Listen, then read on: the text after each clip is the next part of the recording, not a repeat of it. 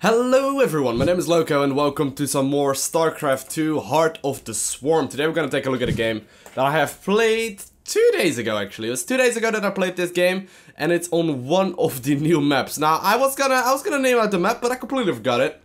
I am awful. I believe this is called Deadwing. I think this is Deadwing LE, which by the way is probably one of the worst map names I have ever heard. But I believe that is the map name. But either way, I decided to give a certain strategy a try that we will go into in a little tiny bit. Now my opponent is going to be a Terran player known as Mr. Little Teapot.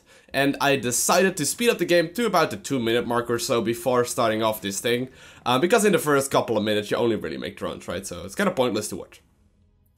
So what I decided to do in this game is to go for a pretty standard strategy. It's like some Ling Baneling Roach aggression.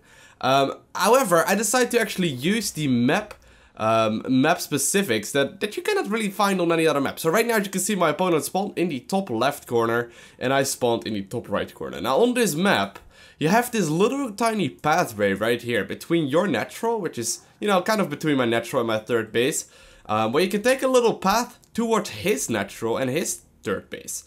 And obviously, if you knock down these rocks, you can run to the other side of the map in literally seconds with a couple of Zerglings, right? Instead of going all the way from your third base, on the side of the map right here, walking around them and getting towards the third. It's still not a very long rush distance, but obviously this little tiny pathway is so much faster.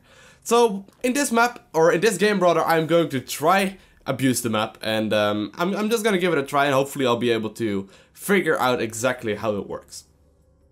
Now that is one of the things that is always nice when a new ladder map pool is released, because obviously there's gonna be new strategies that you can only execute on certain maps, and this is definitely one of them.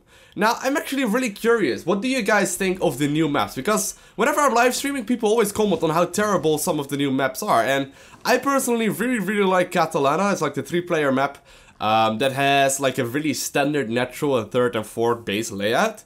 And the other ones I'm not really the biggest fan of, but let me know right below that like button in the comment section below what you guys think of the new ladder maps. Now I might actually end up losing my first overlord right here. I'm not completely sure if it does die. I hope not. It's actually a pretty big blow, and no, it does stay alive right there, just barely. So right now I have actually not gotten any extra queens. I'm just focusing mostly on droning in this game.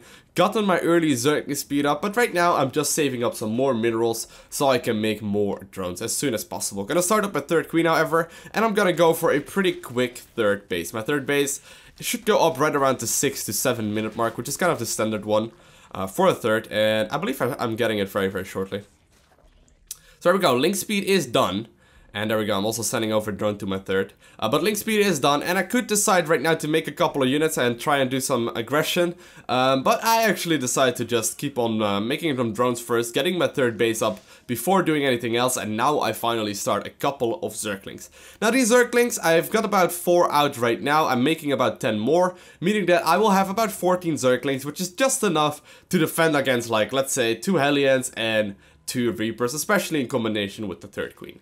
So this should be just enough to defend most aggression that the Terran can throw at me for now. And I might actually have to make a Roach War in a little bit if I notice that he's going a bit too heavy on the Hellion side for my liking. So far it's been a pretty standard Zerg versus Terran game, right? I get him with third base up, he's gonna harass me, no shenanigans right there whatsoever, and I'm gonna try and attempt this around right there with these Zerglings, but mostly just trying to chase him off, because most of the time it is very difficult. If you make one misstep you just sort of lose, but right now he does get a bit too high Hellion count, so I do decide to get the Roach Warren up, just in case it turns out to be necessary. It's pretty much always worth investing 150 minerals into a Roach Warren, even if you're not gonna use it. Just for safety purposes, because if it all of a sudden shows up with like 10 blue flame Hellions, it's gonna be extremely difficult for me to do anything. So right now I'm running across the map, actually running in a group of his units right there, losing a couple of Zerglings for free, but not all of them, which is the most important thing. And right now my Evo chambers are done, so I'm gonna start my +1/+1 upgrade. That is +1 armor for my Zerglings, as well as +1 attack for my Zerglings, and I should start switching into a lair very shortly as well. Now keep in mind, I still want to go for this timing attack, right? But whenever you want to try something wonky like that, you gotta always imagine that you gotta just play a normal early game. If you decide to play a really tricky early game, what happens is that you will just sort of fall behind and you just assume your aggression is not gonna work, even though it might, just because you had a terrible early game. So whenever you try something wonky and try something for the first time, always start with something you're very familiar with, okay? So I just got this standard third base timing and getting some extra gas up. And the one thing that I'm delaying, however, is going to be my lair so far. So I got a couple of roaches, positioning them on the high ground, just chasing him away. And I actually think I forgot my lair at this point. I mean, my lair is extremely late right now to be useful. Anyways, gonna run towards my natural. Looks like there's a dropship right there. It is being chased away right away. Splitting up my roaches preemptively. Now, this is one of the tips I can also give you, I suppose, whenever you are fighting someone that is indeed going for drops. Always split up your units preemptively. So if you have a couple of roaches, there's absolutely no reason for your roaches to also be at your natural if that's where your opponent drops. So just select the Zerglings, just attack move towards your natural with the Zerglings and leave the roaches at your third, just in case of like a double dropped aggression. Anyways, looks like I am going to knock down the rock right now. I'm gonna walk over here a little bit. Now, I gotta figure out, it looks like, ooh, he's actually knocking down his own rocks right here. So we had a good little bit of vision right there. So I imagined, okay, my opponent is likely gonna go for some aggression pretty soon. So I decided to scout it out. He's killing the rocks, yeah, he's still knocking them down right there by himself. And I decided to go for a bit of a tricky strategy right here. Now, the funny thing on this map is, there is these little smoke patches right here.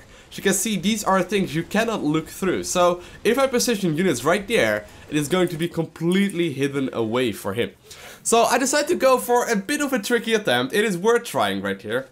And I want to position my banelings in that fog of war right there to ensure that I potentially finish the game right away if he just walks into them. So right now, selecting all my banelings, and I'm gonna move them over. And as long as he doesn't have vision of the smoke right there behind the smoke, he will have a lot of dead marines, right? Like, so that's what I'm hoping for right here. But here we go, he's gonna move out, but it turns out there is a medevac, so I'm like, nope, that is not happening. Run, my little banelings. I think it might actually be very useful on this map if you're gonna spawn in these kind of spawn locations to get burrow. Right? Like, if you get burrow right now, it would be extremely useful because obviously I will be able to just sort of fuck shit up right now. Anyways, I'm gonna go for a bit of an aggressive move, and I'm like, oh shit, nope, must turn around. So what I decided to do instead is go for the other way. So what I decided to do is walk towards his third base very shortly. My road speed is about to finish. And what I'm gonna use the little pathway between our natural and between our naturals and our thirds. What I'm gonna use that little pathway for is gonna be reinforcements and surrounds. So basically, whenever I spawn in these spawn locations, I am practically getting a completely free reinforcement path. So here we go, I'm gonna move up the ramp right here, and my reinforcements are gonna automatically walk through the little gap right here, allowing me to actually surround him without any problems whatsoever. Which obviously is pretty damn cool because, you know, you don't really need to micro, you just sort of attack move after the rocks are knocked down. And, you know, I sort of just am able to roll over my opponent. Now, I believe he's gonna hang on for a little while longer. Because he can lift his buildings up and he can be a bit tricky. He's doing a little nice bit of aggression right there at my natural. But if I clean up his natural as well as his third, that will be practically a win for me. So he is gonna hang on for a little while longer. But I thought it was a really cool strategy to give a try whenever you are playing on a new map. So on this map, this is one of the things you can do if you are playing against a Terran player in these sort of positions. And I'm sure it will actually also work versus Protoss players and maybe even versus Zerg players as well. So if you are looking for some wonky strategies and you're looking to do a couple of things to put some weird kinds of aggression on your opponent, by all means I would definitely recommend you give this a try. Now the Terran player is gonna hold on for a little while longer. My reinforcements are coming in. He's being a bit annoying right here, but no big deal right here, and I should be able to clean up my opponent very shortly. So all in all, a very nice strategy. I would recommend you give it a try if you are spawning in these spawn locations. And also, I think it is going to be worth getting burrow. And burrow maybe a couple of marines or a couple of banelings right there. Or maybe a couple of banes right there. Or maybe even in this little patch right here. Because especially in the lower leagues, I don't think anyone is really going to use scans on these kind of locations. So my opponent is going to stick around for a little while longer. And I'm just morphing my final amount of banelings right now. I could decide to switch into droning right here. But I am going to make my final stand right here. Gonna roll over him in his natural right now. He is having another siege tank out right there at the top. But I'm just gonna dance a little bit and finish off the game.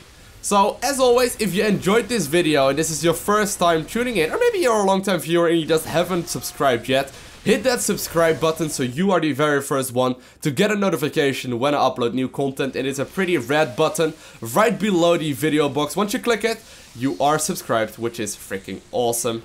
And I would much appreciate it. And other than that, I want to thank you guys all for watching. Have an amazing day. Do not forget to smile and I will see you again in the next video.